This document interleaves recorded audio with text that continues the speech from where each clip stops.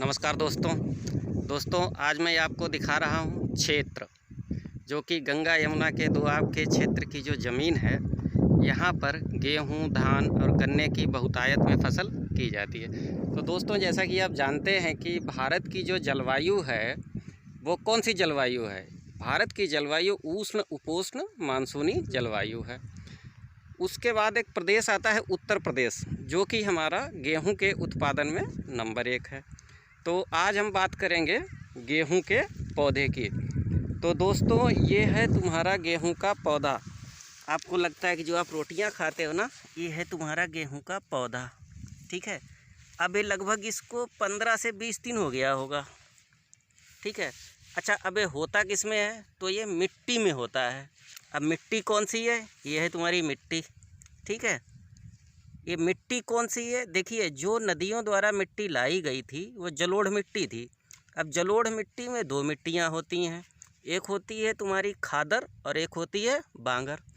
तो खादर मिट्टी जो है तुम्हारी, वो कौन सी होती है? जो नवीन जलोढ़ मिट्टी है, ठीक है। और जो बांगर है, जहाँ पे बाढ़ नहीं जाती है, तो उसको हम लोग बोलते हैं क्या? बांगर मिट्टी, ठीक है। तो ये जो पौधा है तुम्हारा, ये किस कुल का है? अगर कोई पूछ ले कि गेहूं का पौधा किस कुल का है, तो ये है तुम्हारा ग्रेसिनी कुल का। तो दोस्तों, जैसा कि आप जानते हैं, जो उत्तर प्रदेश की जलवायु है वो तुम्हारी है उपोष्ण मानसूनी जलवायु, ठीक है। तो उपोष्ण मानसूनी जलवायु है। एक्चुअली उत्तर प्रदेश एक बहुत बड़ा प्रदेश है, ठीक है। तो उसकी जलवायु कौन सी हो गई तुम्हारी? उपोष्ण मानसूनी जलवायु। अच्छा, उत्तर प्रदेश की जलवायु को ऋतुओं के आधार पर कितने ऋतुओं में बांटा जाता है? वो होती हैं तुम्हारी 3, ग्रीष्म ऋतु, शीत ऋतु और वर्षा ऋतु। ये तो हो गया तुम्हारा जलवायु को ऋतुओं के आधार पे। अगर कोई बोल दे कि फसलों के आधार पर जलवायु, तो फसलों के आधार पर जो तुम्हारी उत्तर प्रदेश की जलवायु होगी वो भी होती है 3 तरह की। तो वो कौन कौन सी होती है? एक होता है रबी की फसल, और एक होता है खरीफ की फसल, और एक होती है जायद की फसल। तो जो रबी की फसल होती है तुम्हारी, जैसा कि सामने आपके दिख रहा है, ये आपकी रबी की फसल है, ठीक है। तो रबी की फसल में कौन कौन सी फसलें आती हैं? एक तो आती है तुम्हारी सरसों आती है, ठीक है। ये देखो, ये आपका सरसों का पौधा है। ये देखिए, बाद में इसमें पुंकेसर होगा, पंखुड़ियाँ आएंगी, परागण होगा, तो उसमें फूल आएंगे। उसके बाद सरसों आप देखे हो कैसी होती है? जो ओरिजिनल सरसों है वो, ये देखिए, ये आपके हैं सरसों के दाने, ये देखिए, ठीक है। ये इसी पौधे से होता है। कौन सा पौधा? ये पौधा, ठीक है। अब गेहूँ, क्या गेहूँ देखा है आपने?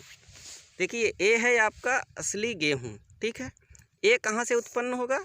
ये उत्पन्न होगा आपका इस पौधे से जो आप देख रहे हैं। ये देखिए, ये हमारे उत्तर प्रदेश में सबसे ज़्यादा गेहूं उत्पन्न करने वाला प्रदेश कौन सा है? उत्तर प्रदेश, ठीक है। तो उत्तर प्रदेश में आप पश्चिमी उत्तर प्रदेश की बात करें या मध्य उत्तर पश्चिमी प्रदेश की बात करें, तो यहाँ पे गेहूं बहुतायत में होता है, ठीक है। गेहूं हो गया तुम्हारा, धान हो गया, गन्ना हो गया। गन्ना देखिए, आपको लंबे में दिख रहा है। किसी दिन मैं वीडियो बनाऊंगा तो आपको गन्ना दिखा दूंगा। ये देखिए, ये दिख रहा है। और ये जो तार जा रहे हैं हाई टेंशन के, ये देखिए, ये हाई टेंशन तार है। लगभग 11,000 किलोवोल्ट की यहाँ से लाइन गुजरती है। तो दोस्तों, गेहूँ से आपकी बहुत सी चीज़ें बनती हैं। आप माइक्रोनी बनती है, आप आटा बनता है, मैदा बनता है, जिसको आप खाते हैं। तो सरसों हो गया तुम्हारा, ठीक है। चने की फसल हो गई, गेहूं हो गया। अच्छा, गेहूं में एक, जैसे ये तुम्हारा गेहूं का है, इसमें देखिए एक बथुआ होता है, बथुआ। ये देखिए, इसको लोग खाते हैं। ये थोड़ा सा बड़ा हो जाएगा तो खाने योग्य हो जाएगा। गांव के लोग इसको बीन के ले जाते हैं, ठीक है। ये थोड़ा थोड़ा बीन के तब इकट्ठा होता है। सोचिए कितनी मेहनत करते हैं सब, ठीक है। और जो गेहूं का उत्पादन होता है वो तुम्हारा हेक्टेयर के हिसाब से लिया जाता है या बीघे के हिसाब से लिया जाता है। कहीं पर अब पूछोगे हेक्टेयर क्या होता है, तो हेक्टेयर जो होता है तुम्हारा ज़मीन की माप होती है। जैसे कि आप देख रहे हैं, दूर दूर तक देखिए आप, ठीक है। ये तुम्हारा खेत है। खेत बोले तो मतलब किस किसान के पास कितना खेत है, ठीक है। अच्छा, खेत है तो पता कैसे चले कौन से किसका किसान का खेत है? तो ये देखिए, ये आप देख रहे होंगे, यहाँ पे एक मेड़ है, ठीक है। ये देखिए, ये मेड़ आपको लगी जाएगी, ठीक है।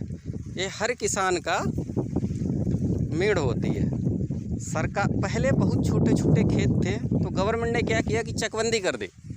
जब चकबंदी कर दी तो खेत बड़े हो गए, तो अब किसान जो है हमारे यहाँ, मैं शाहजहाँपुर से एक्चुअली बोल रहा हूँ, तो यहाँ पे लोगों के पास अब बड़े खेत हैं, तो लोग अपना ट्रैक्टर से खेती करते हैं और काफ़ी समृद्ध एरिया में आता है। यहाँ के लोग मेहनती हैं, किसान हैं, ठीक है। तो ये तो है हमारे,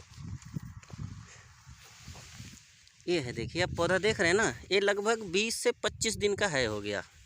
ये गेहूं का पौधा है। अब इसमें पानी है लगने को, ठीक है। जब ये पानी लग जाएगा तो फिर ये बड़ा हो जाएगा। क्योंकि उत्तर भारत की ज़मीन में जो है आपका नाइट्रोजन की कमी होती है। यहाँ पे फास्फोरस और कैल्शियम तो है, लेकिन नाइट्रोजन की इसमें कमी होती है। नाइट्रोजन हो गया, अमोनियम फास्फेट हो गया, ये हमको अलग से डालनी पड़ती हैं। जब इसकी बुआई होती है तो इसकी जड़ में DAP डाल देते हैं। अच्छा, DAP क्या कहते हैं? डाई अमोनियम फास्फेट, ठीक है।